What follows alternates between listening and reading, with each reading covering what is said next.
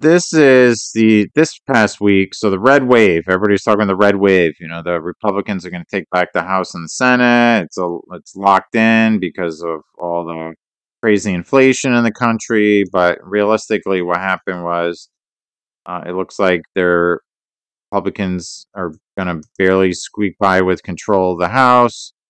Potentially, I guess all the votes aren't in yet, but anyway, the Trumpism Kool-Aid, the looks like that it burst, right? So this pitcher of Kool-Aid has burst. Now that's supposed to represent Trumpism and the power of Trump and back in different candidates, and it does not. It looks like it's kind of fizzling out.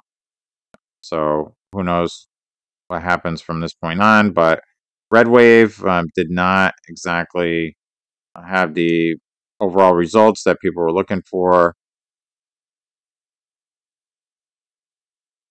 Yeah, so it's really about making sure things are better in this country, realistically. Amazing people dislike you more than inflation and high crime. Okay, so they're talking about Trump, getting some feedback about, how people think he's like a total nightmare.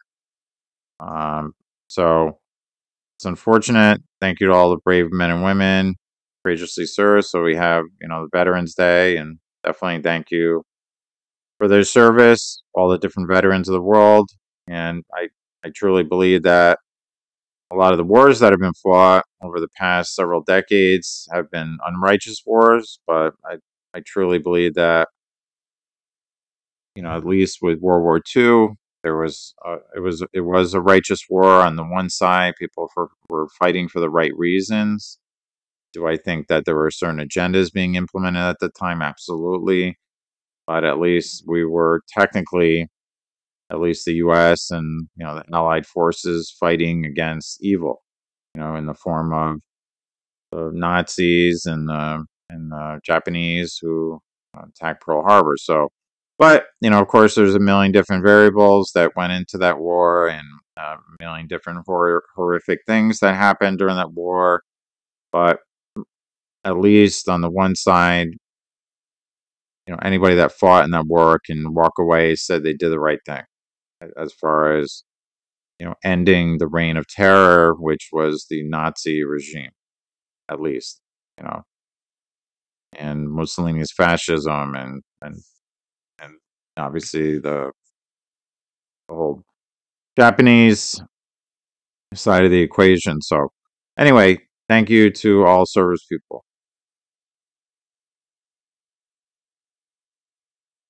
So we got Trump in the form of the elephant. Was it something I said? QAnon, he's holding the Trump. And anyway, if anybody's seen the QAnon shaman guy, whatever, he had like his horns, his shirt about QAnon, the whole kind of conspiracy theory component, which is a lot of it is just bogus and nonsense anyway. But that's, what people are interested in, I guess, to whatever extent. So is that is that a good signpost, or is that a good representation of the Republican Party? Absolutely not. But it's unfortunate that people like that get affiliated with the Republican Party. And I don't consider myself a Republican. I consider myself conservative. I believe in pro-life, and I do not support gay rights. I definitely believe in the Second Amendment. I believe in the Constitution. I consider myself a constitutional Republican of sorts. I don't know if that paints me into some kind of corner, but I that's fine. I mean, I stand by the essence of this country, what it was started as originally, what it was meant to represent, and what it was meant to be for people as a representation of freedom from oppression and religion and institutionalized religion like the unholy Roman Empire in Europe. But it's really truly a blessing to live in America, considering what's happening all over the world right now, what has happened all throughout history in other different parts of the world. I mean, it's really truly a blessing to consider myself an American, to have been born in America, and to really believe in these underlying principles regarding this what this country represents. To me, it's all about freedom. It's all absolutely about freedom, and it's a blessing. Where the Ruach of Yahweh is, there is freedom. Where the Spirit of Yahweh is, there is freedom. So as long as America is free, the world, the rest of the world will be free. Maybe that's the case. So anyway, moving on. Don't worry, we'll be out in no time with the Democrats running the justice system. Okay, so this is kind of funny. Like, get the Democratic, Democrats running, the running down the criminal justice system. Criminal justice reform concepts all over the ultra liberal cities are just wreaking havoc. But being soft on crime and allowing people to get away with a lot of different things that really they shouldn't be getting away with. And it's been a complete disaster. Has helped to turn a lot of different cities and states as a whole into cesspools. And it's unfortunate to see what happens in places like California. Perfect example, where you have crime and homelessness is the new thing. It's everywhere. It's all because of all these crazy liberal policies that have been implemented, and what's called quote unquote criminal justice reform is anything but. It's just a get out of jail free card for everybody, I guess. But anyway, so I guess if you like anarchy, then you should be a Democrat, I guess. You like total anarchy. I voted. Who knows? Maybe they'll count it. Enough. 2022. I'm glad that's behind us. Oof. Trump, Trump in the background. 2022 midterms participation trophy. Okay, for the Democrats. Yeah.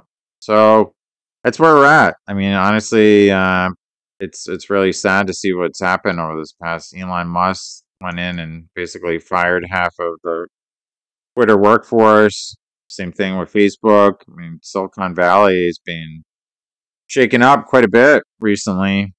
All these different, with the raising of rates, the free flow of money into these high flying tech stocks has been reduced dramatically. I mean, that whole process is definitely having consequences and behind the scenes in all these different companies. That's for sure.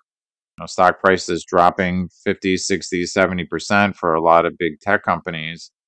And then they really truly can't afford to keep, these giant, um, staffs in place, their workforce in place. So that's it. I mean, you have to, drop the hammer. So you have Elon Musk taking over Twitter and basically cleaning house. And this is just a kind of representation of that. So what caused inflation, crime, gas prices, Pelosi's attack, January 6th, right? So blame it on the Republicans or, the patriotic Americans that, definitely stepped out of line. I feel, I don't even know what January 6th was really all about. I mean, it's one thing to protest the government and the corrupt policies behind the scenes in government, but to, take over the U.S. Capitol building, and it was just out of control. So anybody that went to prison, just take a look at the video of what happened. It was really out of control. So, and I think in a lot of ways it was kind of a setup. People that are, considered these, right wing extremist types, to round them all up in one place and put them all in prison. I think that's really what it comes down to, and what happened there. To get as many of those people off the streets as possible, as quickly as possible, and send a message. So, and it's unfortunate because I don't consider myself an extremist.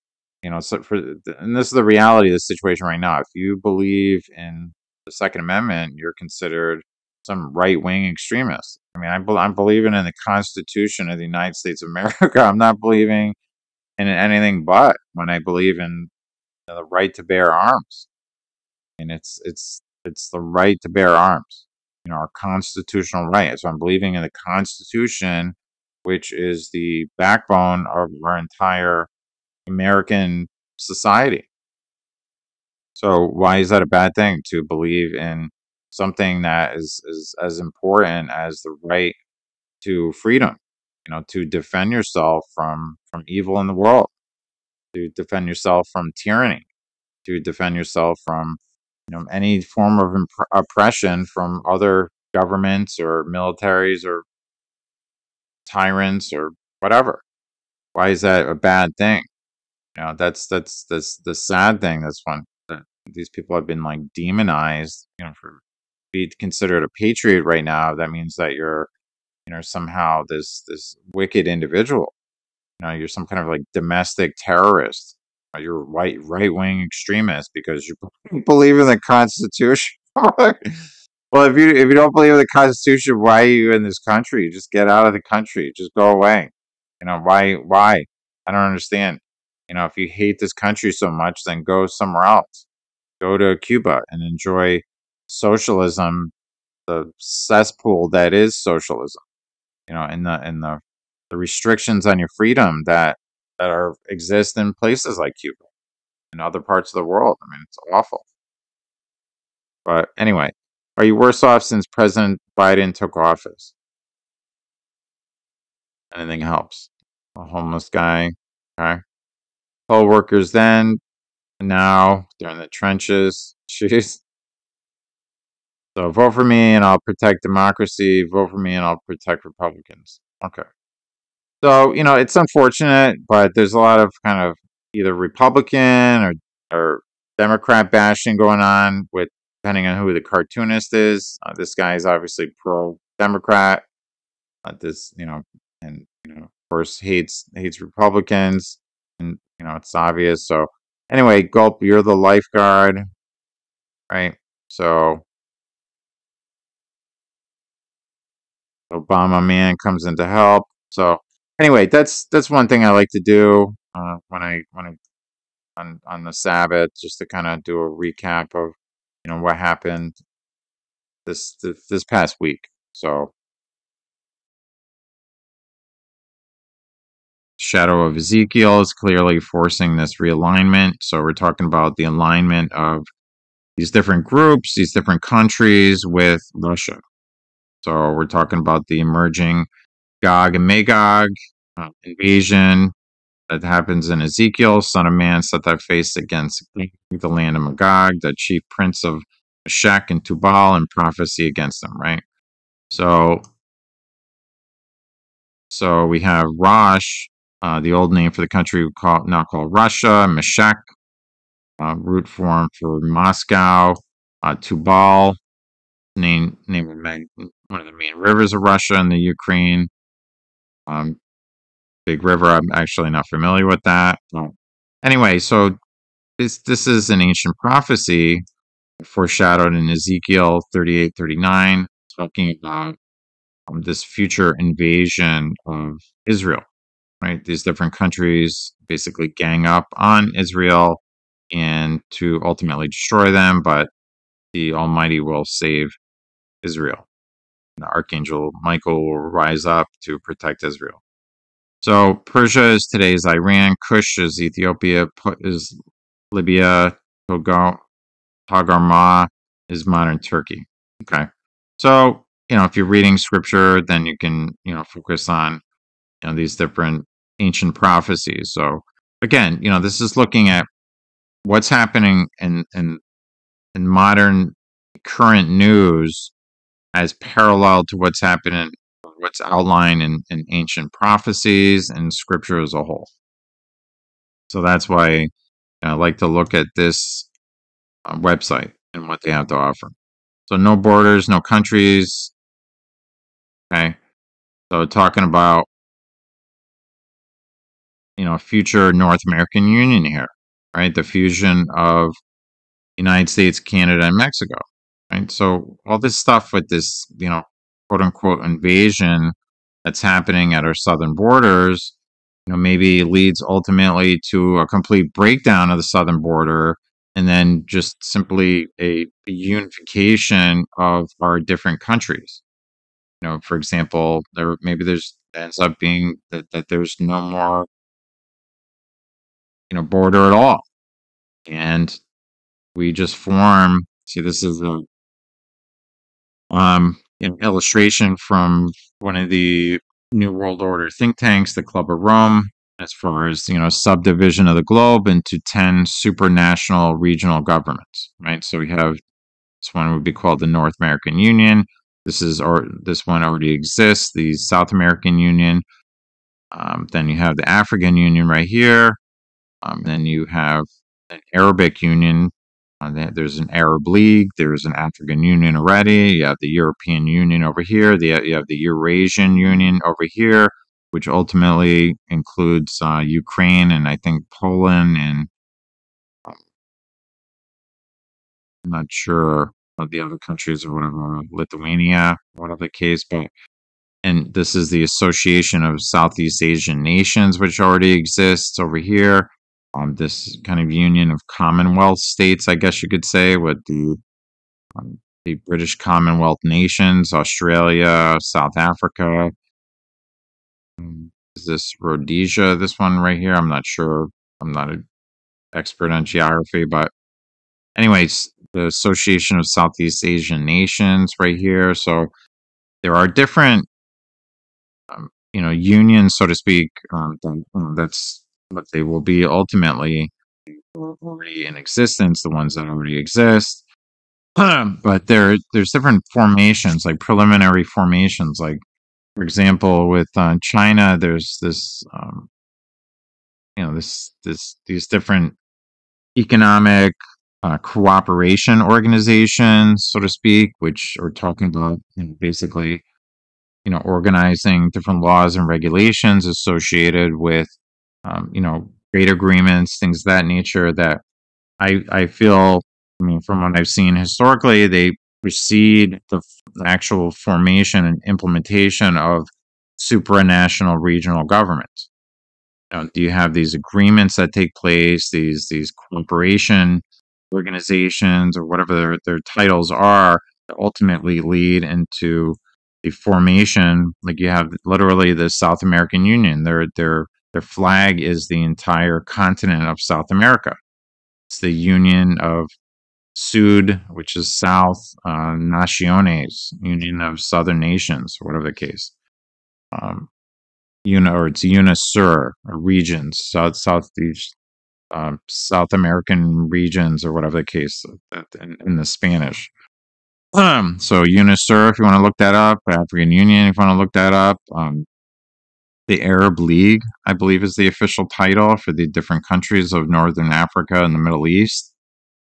And then you have, your European Union, which already exists, Association of Southeast Asian Nations, which is Pakistan, India, I believe the Philippines is part of that, different other countries. So feel free to look it up and then look up the 10 Kingdoms of Revelation, which talks, is from the Bible.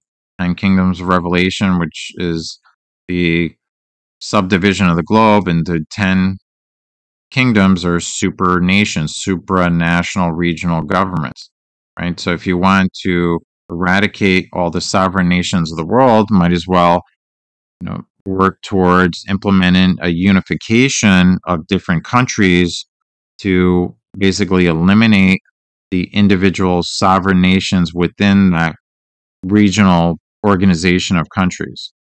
For example, you want to wipe out any independent and sovereign nations in South America, you form the South American Union. Same thing in Africa and same thing with Europe. You don't want to have independent sovereign nations that are existing outside of these newly formed unions that supersede these individual sovereign nations. So that's a problem. Okay. And again, from the book of Daniel and from Revelation. So this is the book of Daniel. I saw in visions a fourth beast, terrible and powerful. I considered the horns, and behold, there came up among them another horn, and this horn rise like the eyes of a man, and a mouth speaking great things. And it had 10 horns. So the 10-horned beast, which ultimately is reiterated in the prophecy in Revelation, the 10-horned beast, the 10 kingdoms of Revelation, right? So right here, the North American Union, there's a lot of propaganda. It's been going on for years, but you have the North American Free Trade Association that was formed, I believe, back in the, I honestly, off the top of my head, I'm not sure, but I think in the 90s or 80s. So that was, again, this economic cooperation association or agreement, trade agreements, are, basically an initiation of a futuristic um, supranational regional government that's formed. Right. So it starts somewhere. Where does it start? You start having these agreements, free trade agreements, right? So you're not going to have all these different, taxes association, import taxes or tariffs or whatever the case on different imports from these different countries that you have this agreement with, right? So free trade, right? You're not, jacking up the prices as a result, and then the consumer on the other end is the unfortunate recipient of these increased prices due to things like tariffs and stuff. So you get rid of all that, and then you have this free trade agreement, right? So that's, from what I can see and what's happened historically, it all starts somewhere with the formation of these, sovereign nation destroying supranational regional governments, right? So you have one government to rule over several individual governments that no longer had the power. Once they join these unions, they no longer have the power that they once had as individual sovereign nations. Right? All right. So then we're talking about, here, the idea of a futuristic World War III.